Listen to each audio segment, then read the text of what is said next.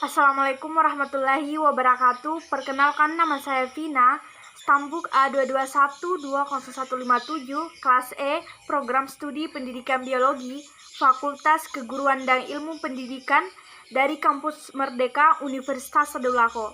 Baiklah, di sini saya akan menjelaskan 3 materi. Penerapan pembelajaran yang berpijak pada teori humanisme. Teori pembelajaran humanisme adalah teori yang berorientasi pada aspek kemanusiaan. Teori belajar ini berusaha memahami perilaku belajar dari sudut pandang pelakunya, bukan dari sudut pandang pengamatnya. Menurut Roger, yang terpenting dalam proses pembelajaran adalah pentingnya guru, pendidikan dalam pembelajaran, aplikasi teori pembelajaran humanisme terhadap siswa, pembelajaran siswa. Aplikasi teori humanisme lebih menunjukkan pada rule spirit selama proses pembelajaran yang mewarnai metode-metode yang ditetapkan.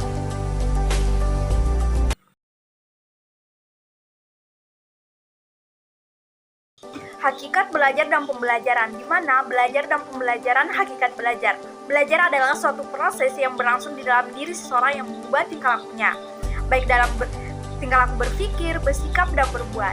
Tahapan dalam belajar tergantung pada fase-fase belajar, dan salah satu tahapannya adalah dikemukakan oleh Whiting, yang itu tahapan pertama, acquisition, yaitu tahapan memperoleh informasi. Yang kedua, storage, yaitu tahapan penyimpanan informasi.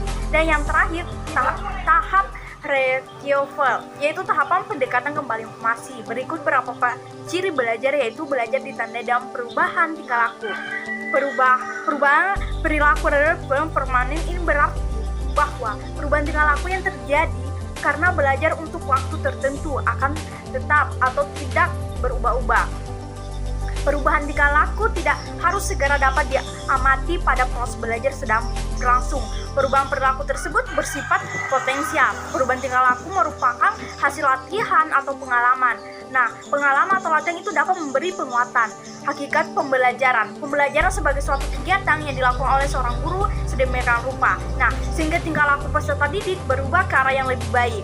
Adapun yang dimaksud dalam proses pembelajaran adalah sarana dan cara bagaimana suatu generasi belajar, atau dengan kata lain bagaimana sarana belajar itu secara efektif digunakan. Hal ini tentu berbeda dengan proses belajar yang diartikan sebagai cara bagaimana pelajar itu mengakses pelajaran itu sendiri.